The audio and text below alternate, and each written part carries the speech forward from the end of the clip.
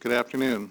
Hi, my name is Mark Smith. I'm the chair of the Mayor's Commission for Citizens with Disabilities. I want to welcome our audience, our guests, the members of the commission, and our interpreter. I am told that I am to inform you that there will be rebroadcasts of this meeting at 7 p.m. each Tuesday on Channel 18 of Cox. Video of the meeting can also be viewed at the Disability Commission website at www.cityofomaha.org. Click on the Mayor's Office, then click on the Disabilities Commission. Let's see. I want to remind you all of why we're here. Basically, the Mayor's Commission for Citizens with Disabilities works to advise the mayor, the city council, city department heads, and other personnel on issues of access, representation, employment, housing, quality of life, and other issues affecting citizens with disabilities and their respective families in Omaha. We serve as a resource for the citizens with disabilities of Omaha and their families to bring concerns forward and address resolutions regarding issues that affect their lives.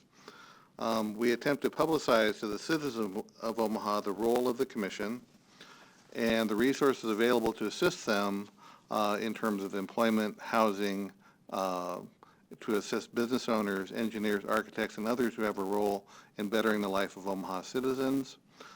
We promote awareness of the general public on the capabilities, needs, and desires of citizens with disabilities. We publicly recognize the efforts of employers, businesses, schools, organizations, and others who have demonstrated outstanding support of programs and services for disabled citizens. We serve as an advocate or as an advocacy group for accessibility issues and work to implement plans and projects to improve services for citizens with disabilities in the Omaha area. And finally, we review and implement plans and projects for advocating for services for citizens with disabilities. That was a mouthful. I do want to remind you to have a paper and pen or pencil handy towards the end of the meeting to take any notes. We will have announcements after our presenter today. And so get it on board now and then you'll be ready. I want to take a second to have everybody take a moment and introduce themselves in terms of who they are, who they represent, and any other pertinent information they want to share. Start with Nat. Hi, I'm Natalie Simmons, and I'm founder and senior writer of Dotted Eye Writing Services, and I'm a mental health advocate and secretary on the commission. Hi, my name's Ed Armstrong. I'm the vice chair of the commission. I work for QLI, which serves adults with brain and spinal cord injury, and I am here to represent that population. I'm Megan Walls. I am with Assistology. I offer training and consultation in universal design, rehab engineering, and accessibility issues to help individuals reach their goals for participation in life and help businesses have more inclusive services, products, and spaces. So I'm here kind of representing the interests of the broader disability groups throughout the city. Hi, I'm Stephanie Skavdal, and I work for Outlook Nebraska. We employ individuals who are blind and visually impaired and also provide enrichment activities. And I'm here to represent that population. Hi, I'm Rachel Johnson. I work at QLI alongside Ed, and I'm also here to represent individuals with brain and spinal cord injuries. I'm Taryn Schaff. I work for Brookstone Village Rehab and Skilled Nursing, and I'm also alumni of QLI, so I'm here to represent spinal cord injuries and brain injuries. And I'm Nancy Laurel. And I'm with the Nebraska Commission for the Blind and Visually Impaired. We provide vocational rehabilitation services to individuals that are visually impaired, blind, and deafblind. Hi, I'm Laura Young, and I work for the League of Human Dignity, and we provide service coordination for Medicaid waiver, along with the Center for Independent Living services for people who are trying to remain in their home and need a little bit of extra support. And I'm Jen Pollock. I work for Millard Public Schools, and I facilitate special education services at the elementary level for the school district. And again, my name is Mark Smith. I serve as a faculty to the Monroe Meyer Institute for Genetics and Rehabilitation at the University of Nebraska Medical Center.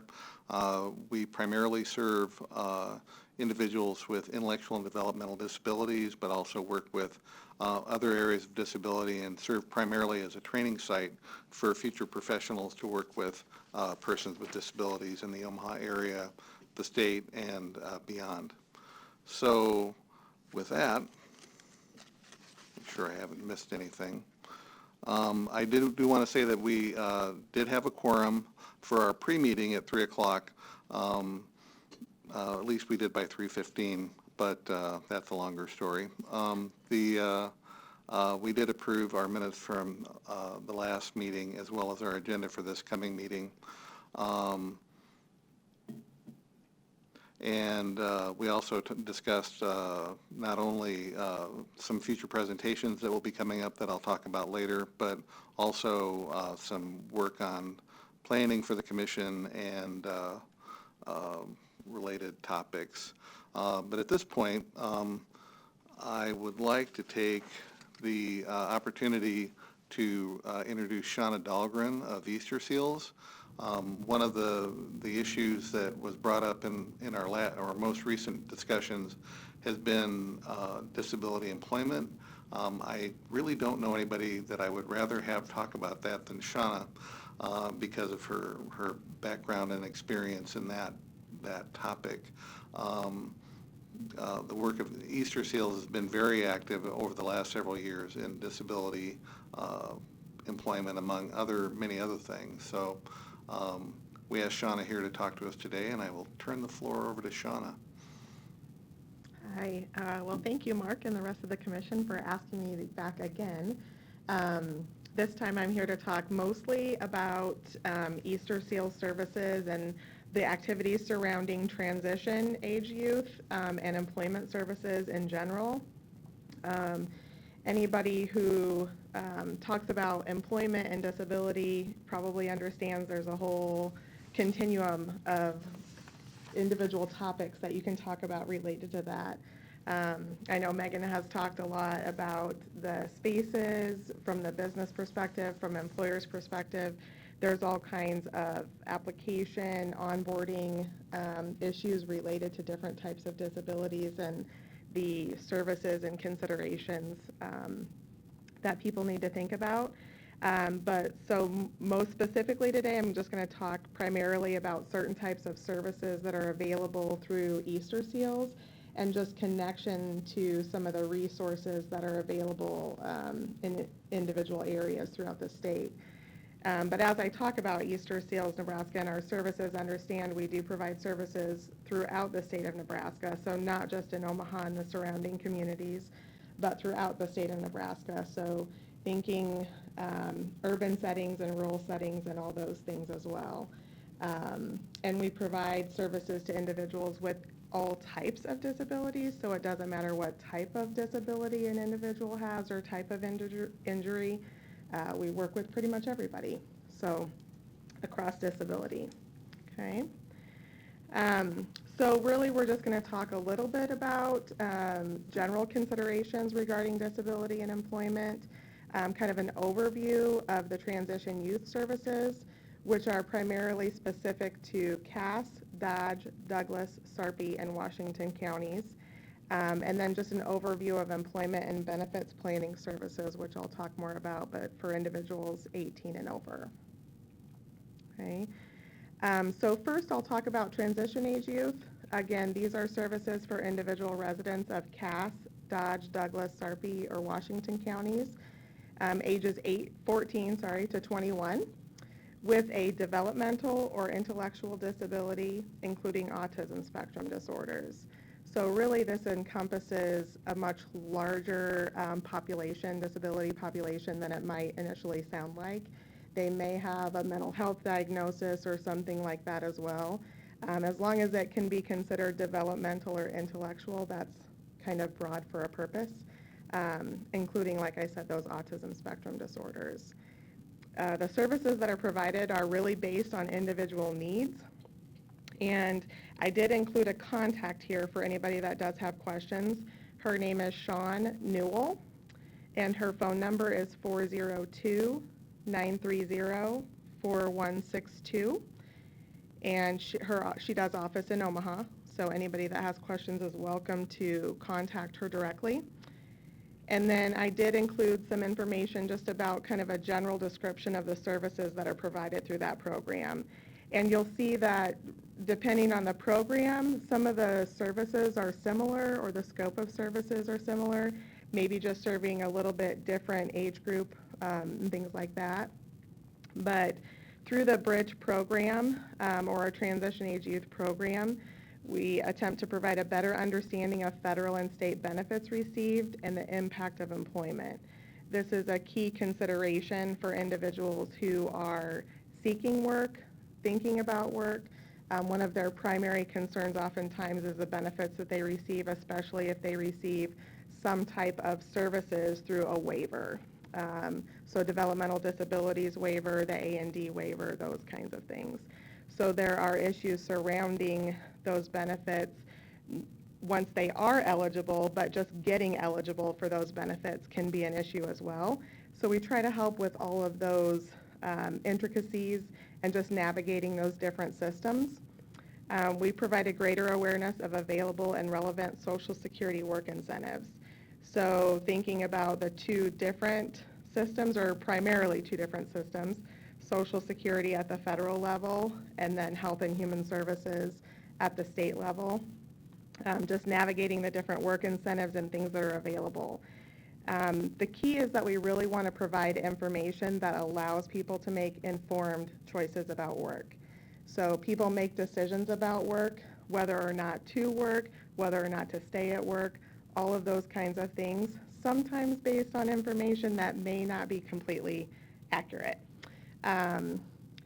People should be able to contact those particular administering agencies and get information about the benefits that they receive and the implications of work.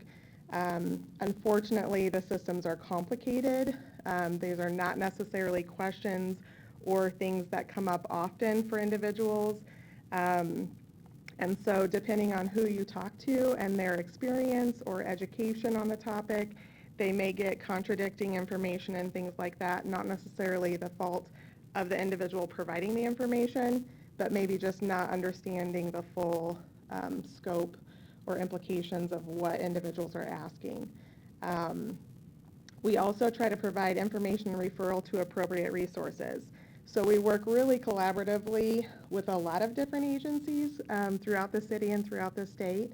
So Nebraska VR, the Commission for the Blind and Visually Impaired, lots and lots of service providers that we try to work with collaboratively just to make sure everybody is getting connected to the resources and the services that can assist them in achieving greater independence or making whatever decisions it is for their quality of life.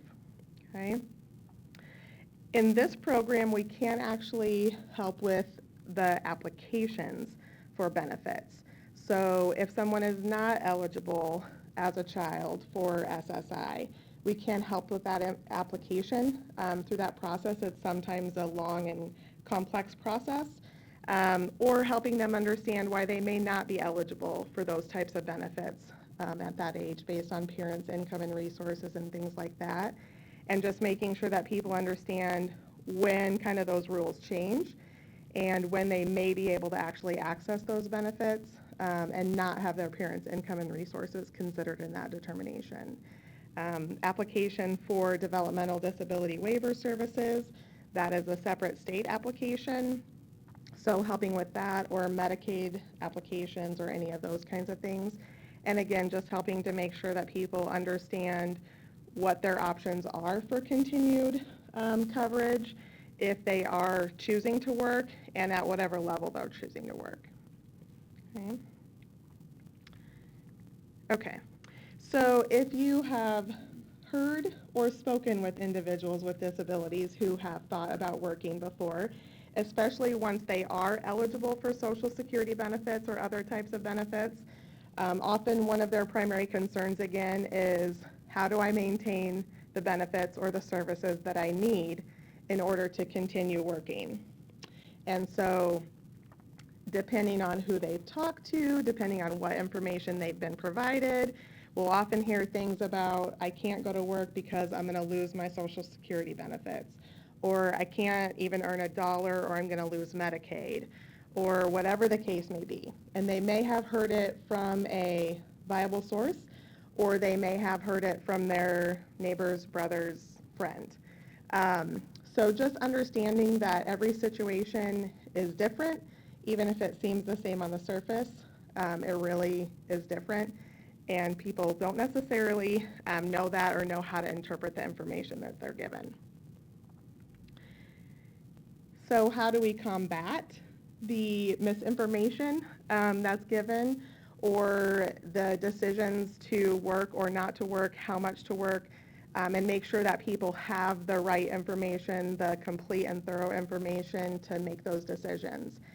Well, we use a term called benefits planning or work incentives counseling. These are services that are individualized to the individual person. So it's taking a deeper look at their benefits, their living situation, their marital status, whether or not they have dependents, what their housing looks like, all of those kinds of things. Lots of personal questions and information, but what we're really trying to get is how can we best help them and advise them to make sure they have the best information possible at that point in time to make those decisions about work or life or whatever the case may be. Because oftentimes they just really can't afford to lose certain pieces of services that they're receiving. So it's very individualized, and it not only addresses, like I said, Social Security, Medicare, Medicaid, but also housing, any other state and local benefits that they get, if they get any benefits through the VA, if they get workers' comp, if they get unemployment, literally they get private disability through their employer maybe. All of those kinds of things. We try to help them put all of those pieces together and be the one place that they can get all of those answers, or at least guidance on who to check with to make sure they're getting the right information in all of those situations. You can imagine, based on just that discussion, as why benefits planning is important, but there are a number of reasons.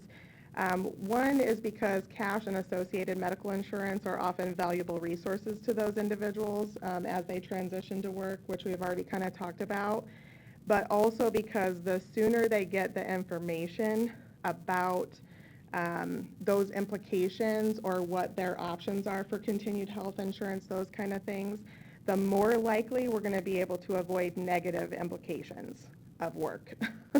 And hopefully avoid those crisis decisions that people make without having the most complete and thorough information that they could have had.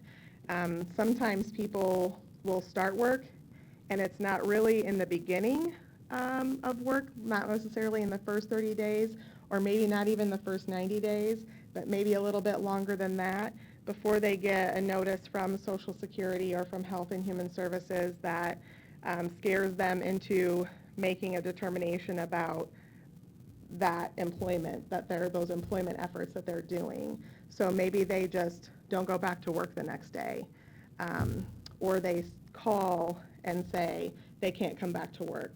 And then finding out later that they could have stayed at work if they only would have known or had the right information about those continued eligibility options.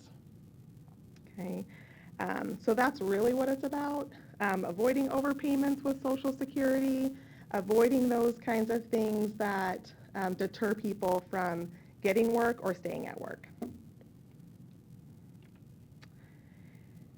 So at Eastern Seals, Nebraska, we have several different programs or several different partners, if you will, in providing these types of benefits to individuals. And so Now we're kind of talking about, we kind of went from talking about specifically transition age services available in just certain communities to now services that are available throughout the state. So even if you don't live in one of those communities or counties that were mentioned earlier, you can still access services essentially at age 14. If somebody is already receiving SSI or some type of Social Security benefit based on disability, then we can provide services through an agreement or a contract that we have with the Social Security Administration, which is called the Work Incentives Planning and Assistance Project, or since Social Security loves acronyms, WIPA for short, so WIPA. But to be eligible for that program, you just have to be at least 14 years of age and not yet full retirement age. So depending on how old you are, you can essentially at this point receive services from as early as 14 up through like 66 and some months, or maybe 67 coming up sometime soon. And again, just be eligible for SSI or SSDI and working or actively seeking work. So that's kind of how they establish the priority for those services. They are statewide services, and so they had to have a way to kind of determine who gets services first based on the number of referrals that they actually receive to that program. And so Social Security kind of sets those parameters for us. We don't necessarily have a lot of control over who gets priority and what priority. At this point, people who are already working or actively seeking work, in other words, they have interviews scheduled, they're filling out applications, those kinds of things, or they have a job offer pending, those are kind of the priority cases that get those services first. Now, if somebody doesn't meet that priority group, they can still access services through that Work Incentives Planning and Assistance Project. It may just be a little bit longer before they actually can receive those services, okay? The services that are provided are based on the individual needs again. So again, it's kind of that individualized services based on what that particular person needs.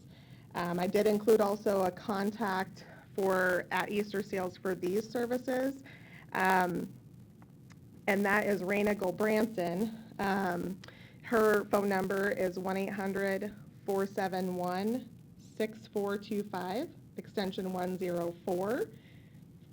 And she can answer questions about the services that are available and potentially even take referrals, but really for if somebody knows that they want to access those services and get to the referral for services maybe even more quickly, they can actually contact what's called the Ticket to Work helpline, and that is a national line, but they get routed, the referrals get routed specifically based on the area where the person lives. Easter Seals, Nebraska is the only Work Incentives Planning and Assistance Project in Nebraska. So even if you call that Ticket to Work helpline, if you're a Nebraska resident, that's where you would get routed. And that number is 866-968-7842. Or if you need TTY, it's 866-833-2967.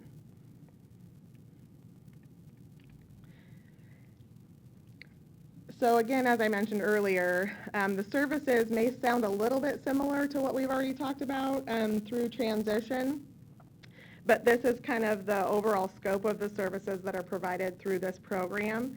It's really that comprehensive and individualized analysis of the impact of employment on Social Security cash benefits, any other public benefits that the person receives, and also, as I mentioned, any of those other federal, state, local benefits that somebody gets.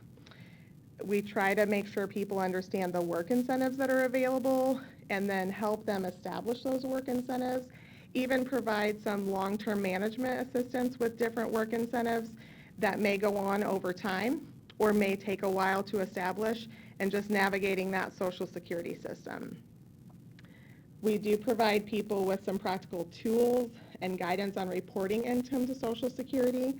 That is one of the primary ways of avoiding negative implications from Social Security and avoiding those overpayments and things like that. It is very important to report changes in life situations, in marital status, in wages, in all of those kinds of things to the Social Security Administration as quickly as possible, typically.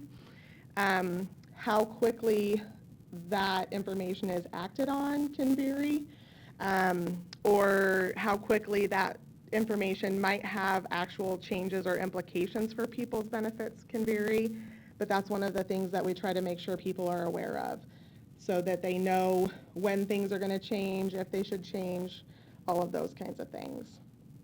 And then we can provide some follow-up support. So as I mentioned, people get employed. It's not always that particular moment or even within 30 days or however long that people realize changes or hear about changes or need to report some kind of information. There's lots of different critical touch points, we call them, or sort of transition in benefits as people transition to work. And so we can kind of provide that long-term follow-up support as needed as well. So that's kind of the benefits planning piece in general for people who receive those SSDI or SSI benefits as an adult, so essentially 18 or older. And so it can kind of cross, as you see, when we're talking about transition age 14 to 21, and then we have benefits for individuals who are 18 and over. So sometimes, individuals may fall in where they qualify for a number of different services, even within Easter Seals. And so we're constantly communicating and making sure that people are in the right place at the right time with hopefully the fewest contacts for that kind of continuity of service, and just making sure that people aren't getting contacted from several different places or feel like they're working with 10 different people on the same thing. But it works out pretty well, and it really allows us to kind of provide a lot of wraparound supports and make sure that people feel supported, they know Easter Seals, they know who they're working with, and those kinds of things. So lastly, pretty much I'll talk about the Nebraska Ticket to Work program.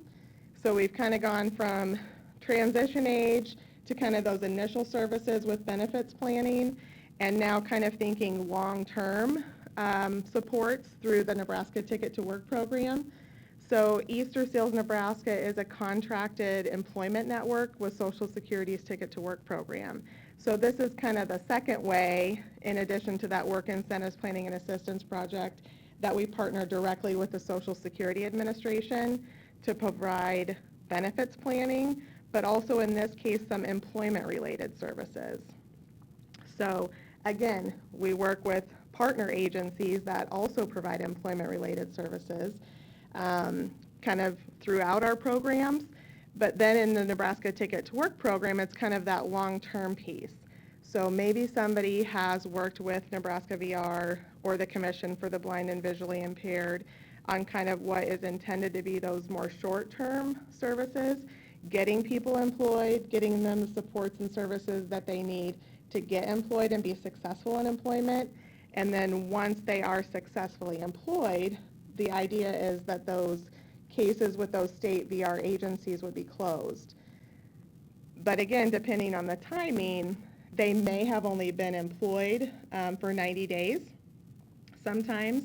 And so it may be after that that they're actually experiencing some transitions in life or transitions in employment or related to those work incentives and the different benefits they get, that they need some ongoing supports. Or they may decide that they want to get a different type of job, or they may decide that they want to advance in employment and do something a little bit different.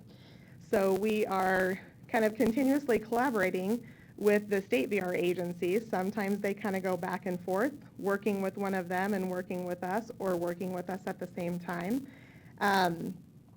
But really the idea is through this Nebraska Ticket to Work program or Social Security's Ticket to Work program is to provide employment services or other services that individuals need to help them obtain, maintain, or advance in employment.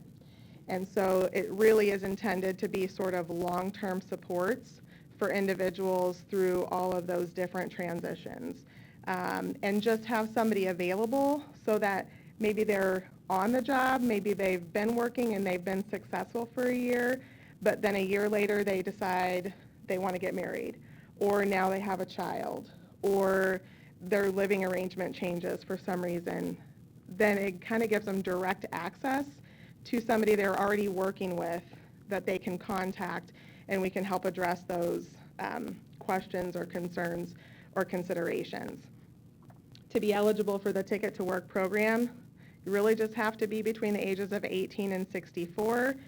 The Ticket to Work program hasn't quite caught up with that full retirement age thing yet.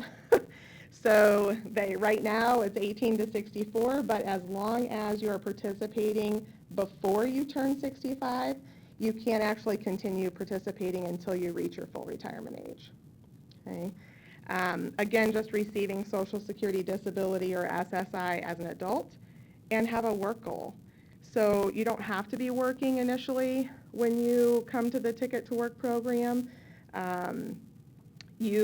It's nice if you already have a goal, but we can try to help you kind of determine that as well. So I'll talk a little bit more about the services, but this is a voluntary program. So if somebody receives Social Security Disability or SSI benefits, it doesn't mean that they have to participate in the Ticket to Work program. It just is a way for them to have direct access to supported employment services and also have protections from medical reviews from Social Security so that they can attempt to achieve their work goals without worrying that Social Security is going to determine them medically recovered and say you're not disabled anymore and take everything away. This is really a way for them to kind of explore what they can or cannot do and what they can emotionally or physically maintain as far as work is concerned, and work as much as possible and not be afraid that Social Security is going to take everything away based on no longer being disabled. I did include an initial contact for this program as well. Her name is Lori Billiter, and her phone number is 800-471-6425, extension 102.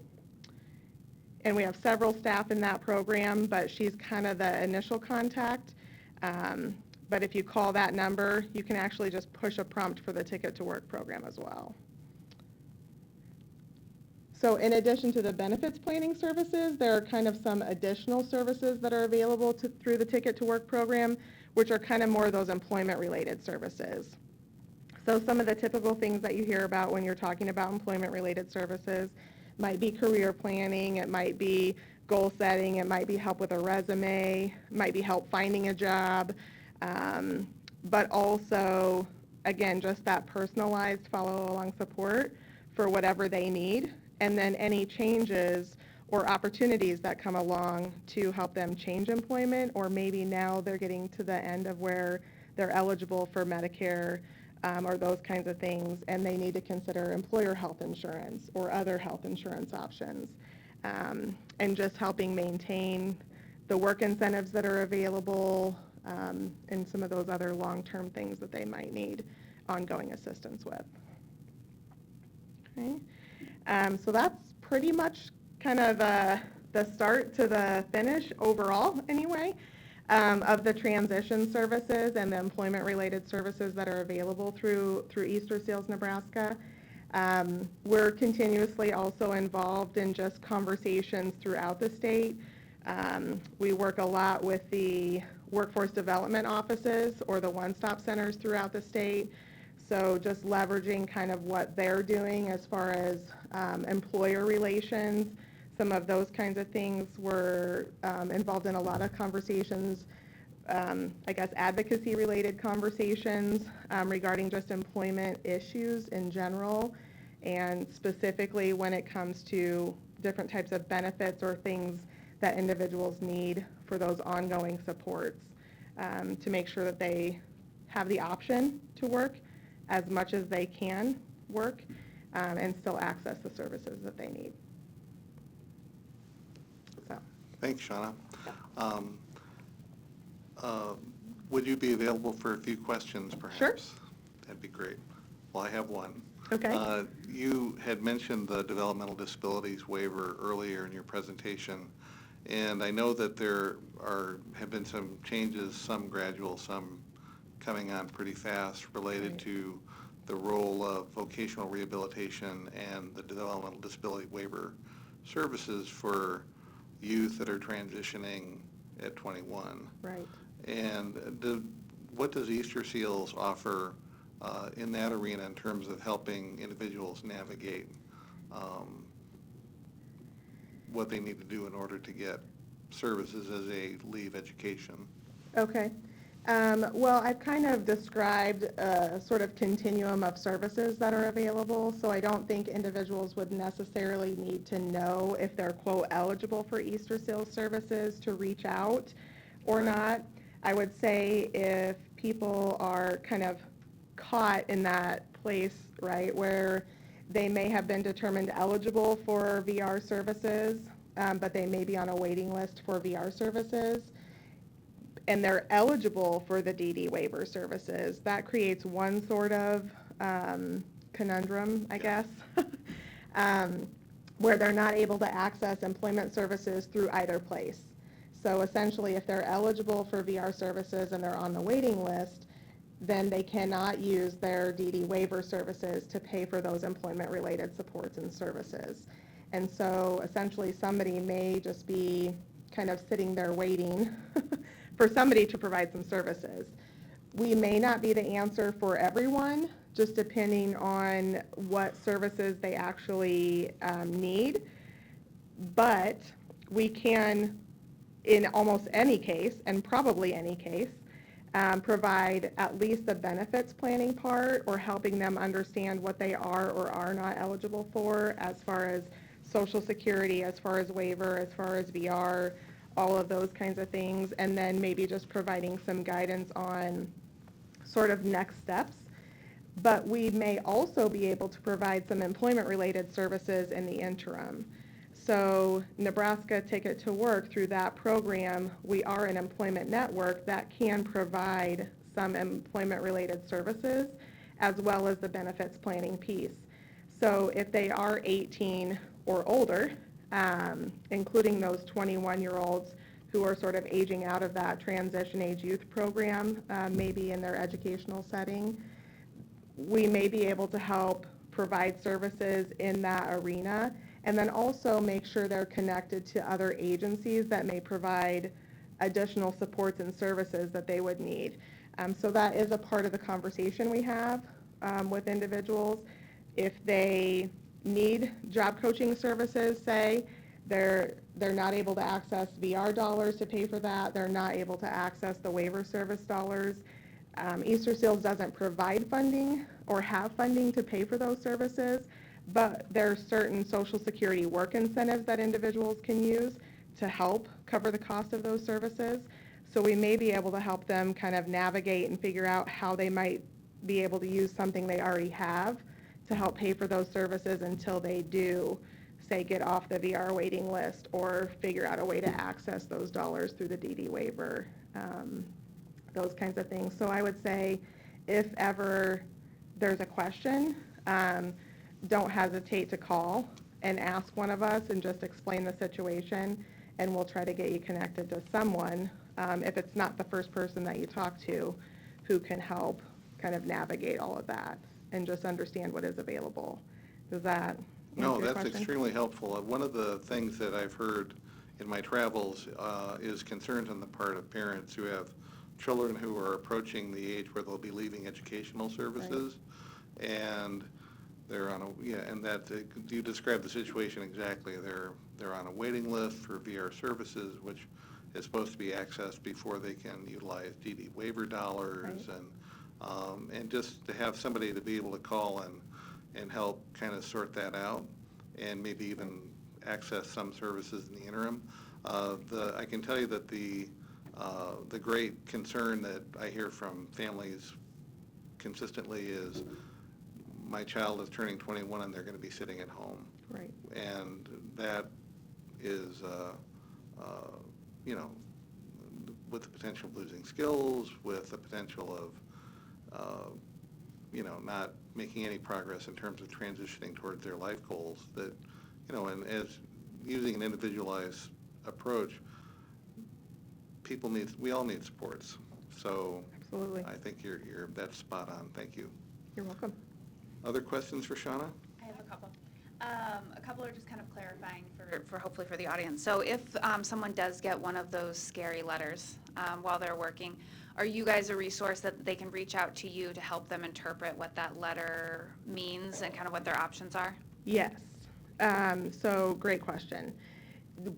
That's why we try to work with individuals kind of from the beginning of their employment continuum, so that they've already have access to someone, they're already working with someone specific that they can call and ask those questions to. If it's a situation where maybe somebody hasn't already been working with Easter Seals in one way or another, then they can certainly reach out to us and say, hey, I got this notice, I'm not really sure what it means, and can you help me? And so, again, not necessarily having to know for that individual calling which program is the right program, just call someone. Call one of the contacts that are listed here. Call me. You can reach me directly at 402-930-4044. That goes directly to my desk, so you don't have to navigate any recordings or anything like that. You can call me directly. Or as I said, if you even just call that 800 number that I gave earlier, that 800-471-6425, just push something. If you don't know who you're calling, just push something for some program, and if that is not the right person, then we'll do our best to get you to the right person quickly.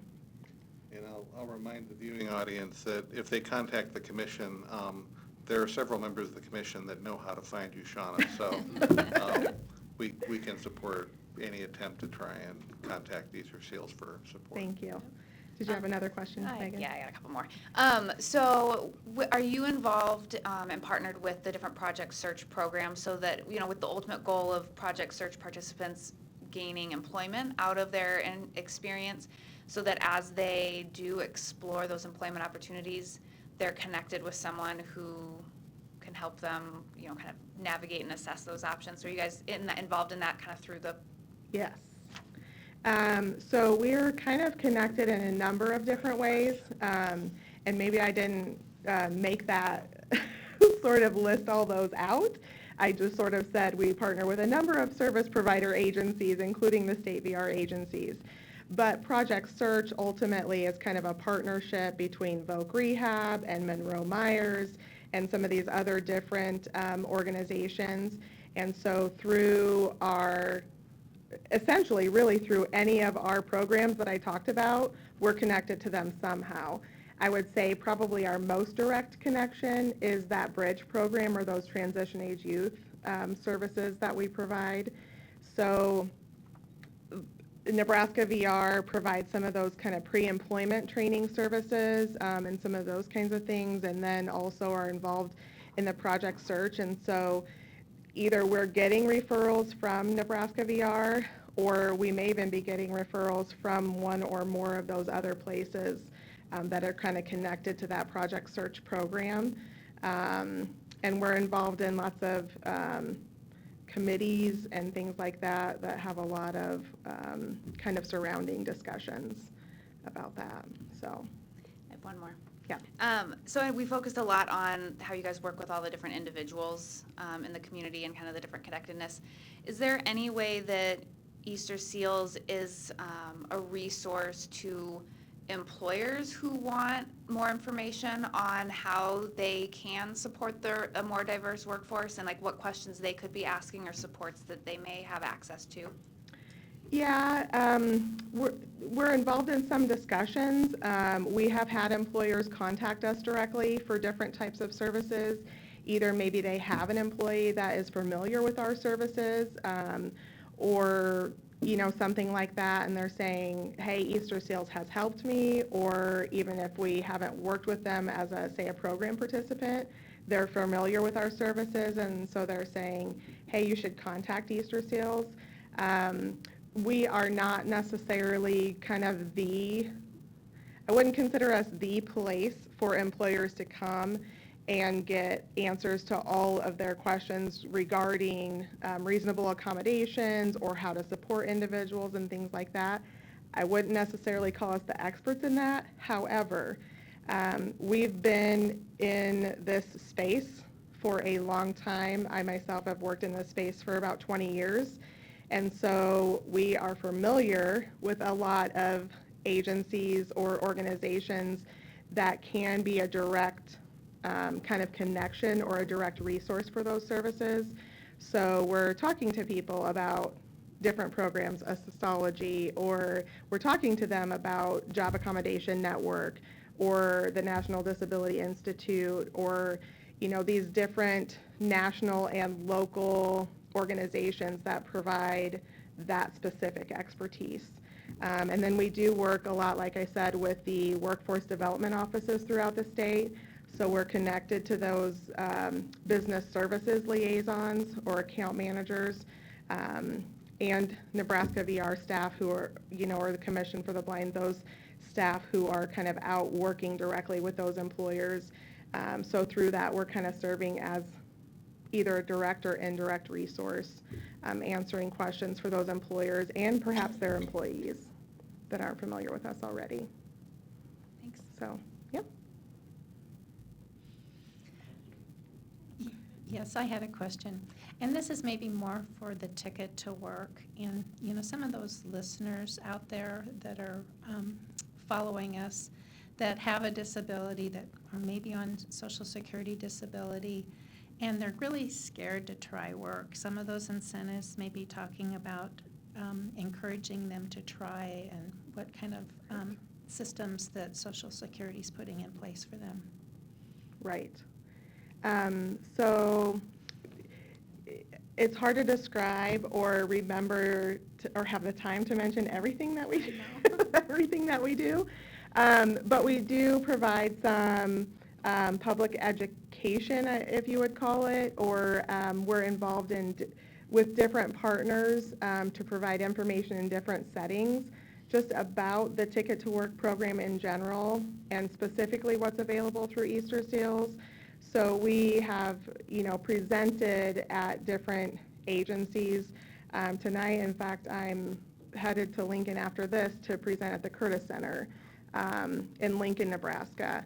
So we're involved with the orientations at the Family Self-Sufficiency programs for OHA specifically. I presented recently at a Monroe Myers event for parents, different types of parent workshops. We do parent workshops for transition age youth and their families through Nebraska VR and through some of these different organizations. Because we are a contracted employment network with Social Security's Ticket to Work program, we are involved with organizations like the National Employment Network Association. We're certified benefits planners, so we're involved with the National Association for Benefits Planning and Work Incentive Specialists. We're involved with Social Security's efforts to kind of educate the public on the Ticket to Work program and what it actually means. I hesitate to say that the Ticket to Work program protects people's benefits because that can be very misleading. However, participating in the Ticket to Work program does give you access to the services and supports that you need to make those employment decisions. And so it may be you don't know how much you can work. It may be that you don't know what type of work that you want to do. So if you're not already working with someone, just calling us and asking about the Ticket to Work program doesn't trigger anything with Social Security. Even participating in that program or working with us through your short-term and long-term goals and coming up with a plan for employment is just a plan for employment. So it's important and significant to have those discussions, but it doesn't tie you or mean that you're going to be punished in any way if you never achieve those goals. And so it's really just a matter of making sure that people know that they can ask the questions about work, that there are work incentives available, that we will give them information specific to their situation, hopefully before they actually go to work, so that they can make those informed choices. But if people are already working when they come to us, that's fine too. We'll just try to make that probably a priority in making sure we've gotten the verifications done and make sure they have information about the implications of the employment that they're already doing, so that they kind of know what to expect, throughout that process. And sometimes, fairly quickly, if they've already been working or if they've already received a notice from Social Security or Health and Human Services or something like that. But the work incentives are there for just that purpose, to allow them to try work, see how it goes, and make their best efforts to achieve whatever it is their employment goals are. Does that answer? Okay. Okay, so I had a question. So going back to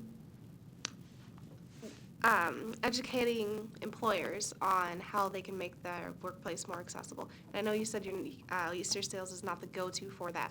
However, are you aware of any organizations that are the go-to for that per se, like providing financial support or grants? Because I've seen some physical barriers. So for example, parking lots or entrances to buildings, or maybe people with disabilities require specific technologies to be more Right. successful in the workplace or to even achieve employment. So where does that funding come in, or what kind of organizations could be helpful there? I think it just depends on the situation. So if somebody can access services through Nebraska VR or the Commission for the Blind and Visually Impaired, that can be a potential funding source. If that is not an option for some reason, then again, we try to just help them look at what other opportunities there are, because I think you're specifically asking about the funding for that. Is that right? Right, like with that, I was wondering if it's more of a voc rehab thing, for the individual to get involved with voc rehab, or is there something the organization, the employer can do? It depends on the employer. There are some employers, so there's lots of federal initiatives trying to encourage employers to seek out opportunities to hire and train and employ individuals with disabilities. So you have your Section 503 initiatives and all of these kinds of things where from the federal level down, they're saying, hey, it's really important, and this is what real inclusion in the workplace means. And these are the benefits to you as a business for employing a diverse population, right? Whether it be individuals with disabilities or just different perspectives for one reason or another. And so the employer themselves, depending on the type of employer they are, may already have in place a reasonable accommodation process. They may already be thinking about those kinds of things and offering those accommodations kind of throughout the recruiting, hiring, onboarding, employment processes. And so they may already have their own funding. They may already do it as a part of what they normally do. If they're not to that point yet, then we just try to help, again, the individuals navigate what resources are available in their communities and how they can get the equipment, assistive technology, whatever it may be, to access, that employment opportunity. If it's more like a physical barrier or some kind of thing like that, again, it just depends on the situation. Some employers are really open and they have money, and they'll be like, oh, we'll fix it. That's not necessarily the case in every case. And so it's looking at like the work opportunity tax credits or the barrier removal tax credits and some of those kinds of things. Okay. Or again, just helping employers figure out where those resources are to help them provide that. Thank you. Yeah, you're welcome. Okay, given the late hour, we should probably thank Shauna for Okay. a very informative presentation. I do want to say that if you want to know more about Project Search, as it was discussed, I'm sure anybody at Easter Seals can speak to that at great length, or you can contact Monroe Meyer Institute or their Project Search sites not only Right. across the city, but across the state, so. But Right. thank you, Shauna. You're welcome. Really Thank appreciate you. it. Very quickly, since we're a little short on time, we did have some new business that we discussed in our pre-meeting, specifically that we will have a presenter for next month. That'll be Leah Janke from the Down Syndrome Alliance in the Midlands, where October is Down Syndrome Awareness Month, but unfortunately, Leah is in New York City, so she wasn't able to be here to join us, and so we really appreciate Shauna stepping in. But she will be here next month, and that we will be meeting on the 27th, I believe. We also talked about kind of what we're going to be doing in the next few months. We will not be meeting in December, something about a holiday or something like that I heard about. In January, we're going to be meeting to have a planning meeting. So our next actual presentation meeting will be in February of 2020, which sounds like it's far away, but believe me, it's just right around the corner. Very quickly, if we could go around and have members, if you have any announcements, maybe we could start down with Taryn. Any announcements? No. Okay. I did not. Thank you, Rachel. No announcements. Okay. Boy, Nothing from me. quiet group. I do. Thank Someone goodness, has Jennifer. to. We're really proud of a few of our schools in our district that were selected to be Unified Champion schools, Millard West High School, Millard South High School, Millard North Middle School as well. And the Nebraska chapter of the Council for Exceptional Children nominated or awarded one of our teachers, Mr. Dan Allen, with Special Education Teacher of the Year. So we're pretty proud of him and all of his great work with our students with disabilities. So. Excellent, congratulations. That's great. I did want to announce, personally, I had mentioned last month that we had our trunk or treat activity scheduled for yesterday, and it came out without any hitches. We literally had hundreds of staff and children there, and apparently a great time was had by all, so that was pretty great. Again, a quick reminder that this presentation will be rebroadcast on Cox Channel 18 at 7 o'clock on Tuesdays through our next presentation. So that'll be through the end of October and through the first several weeks in November. With that, I'd like to adjourn the commission, and we look forward to seeing you soon.